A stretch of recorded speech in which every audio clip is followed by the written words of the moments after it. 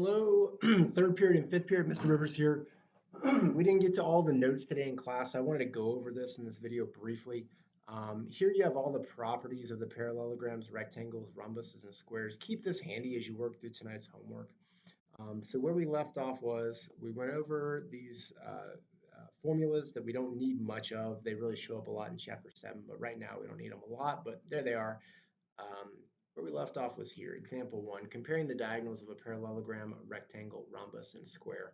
So if you look up top here, the diagonals of a parallelogram, the diagonals bisect each other. They bisect each other. I'll write that down in just a second.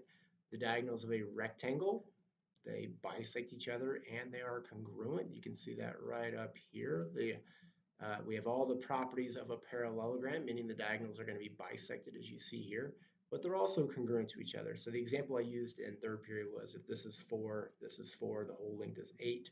Well, the other diagonal is going to have to be 8 as well, 4 and 4.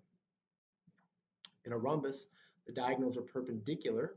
They also bisect each other because it's a parallelogram, right? So the diagonals bisect each other. They are perpendicular. And they bisect the vertex angles. We're going to leave that last part out here in just a second, but that's the properties of the diagonals of a rhombus. The diagonals of a square is everything we've listed before, which means they bisect each other.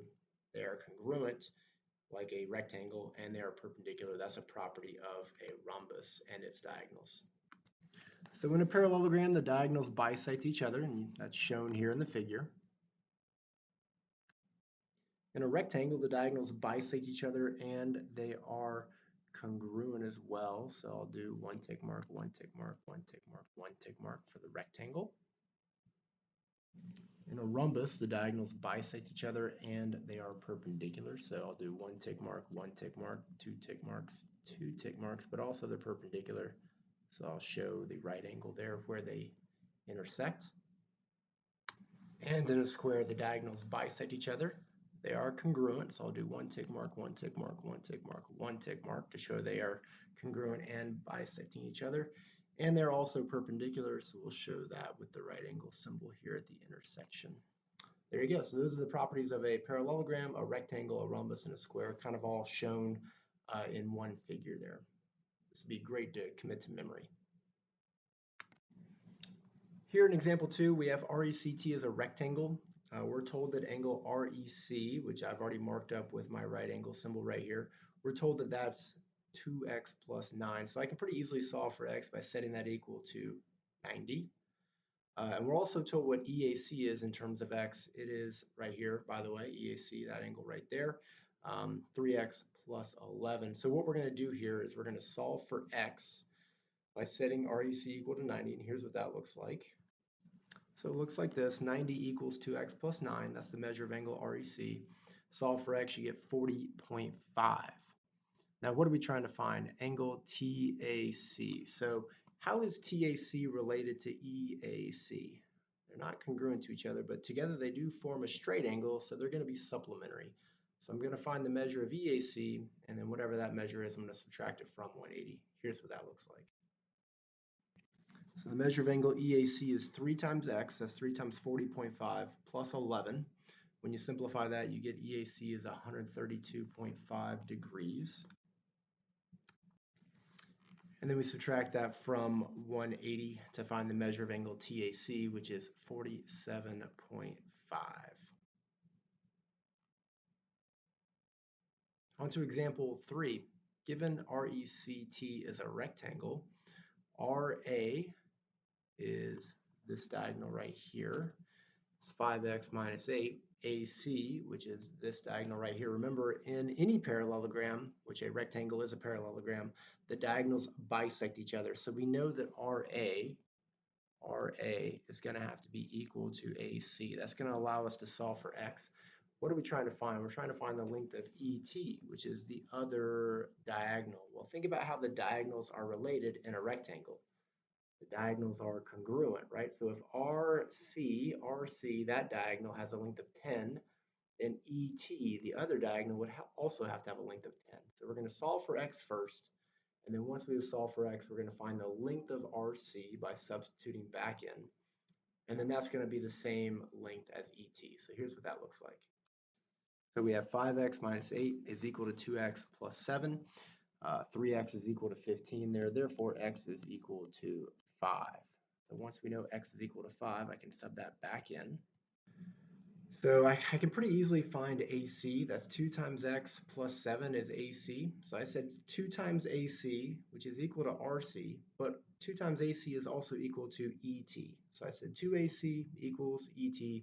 That's 2 times x is 5, plus 7. 2 times 5 is 10. 10 plus 7 is 17. So it's 2 times 17. So 34 is equal to ET.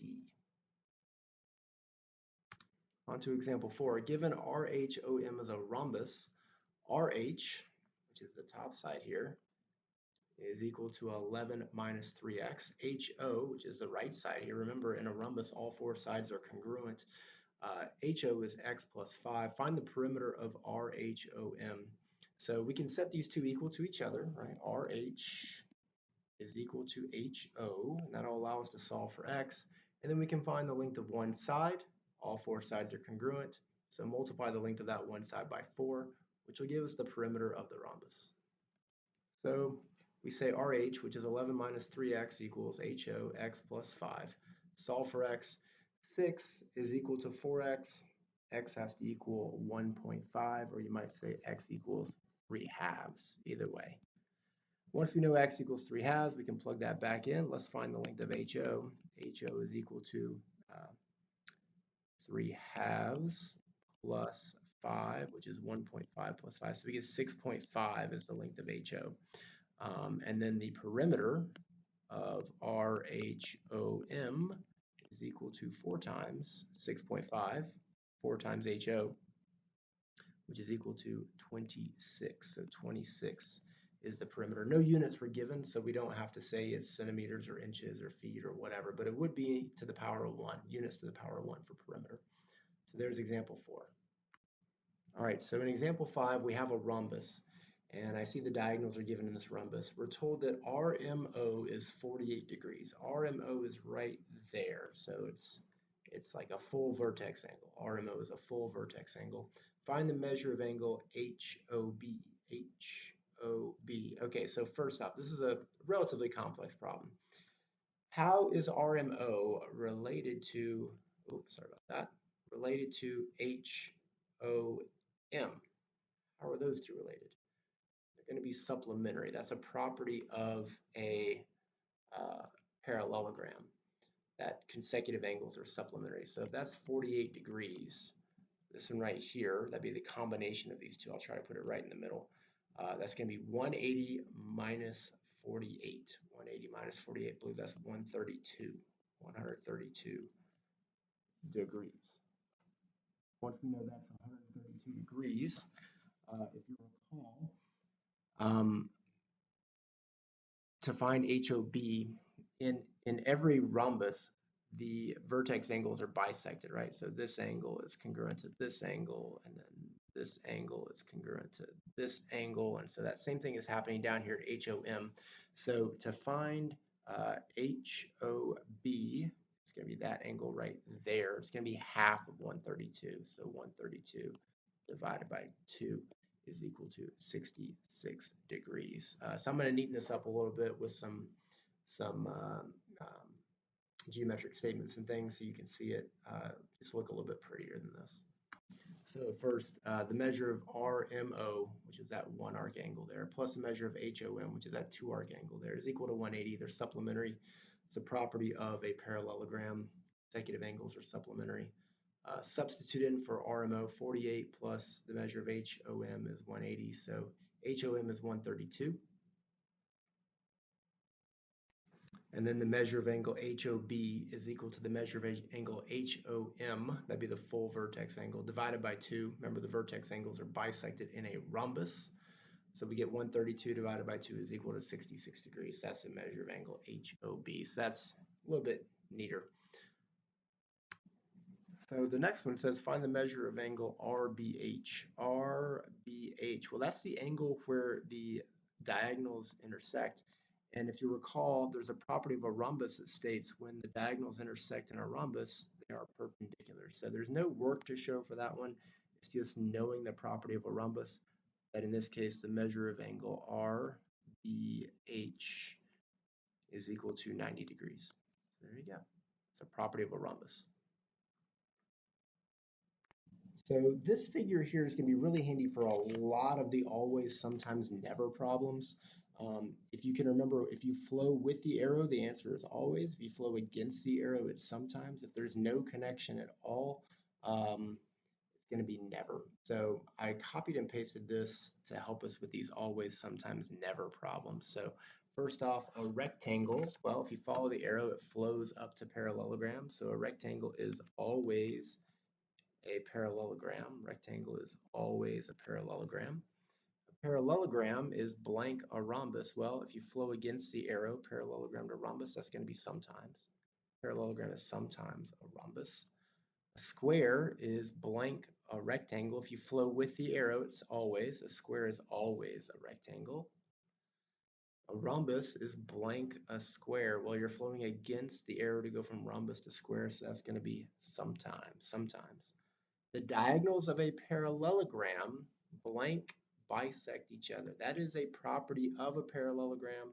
That is always. The diagonals of a parallelogram always bisect each other.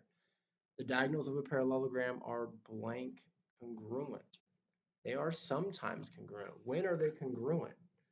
When you have a rectangle, right? So in a rectangle or a square, the diagonals are congruent to each other. So the diagonals of a parallelogram are sometimes congruent, and that's when the parallelogram is a rectangle or a square. You could just say when it's a rectangle because a square is always a rectangle. The diagonals of a rhombus are blank perpendicular. That's a property of a rhombus. They are always perpendicular. And then finally, on number 8, a square is always equilateral. All the sides are congruent in a square. It's also equiangular. So there you go. Thanks for watching. Hope you have a great day. Bye-bye.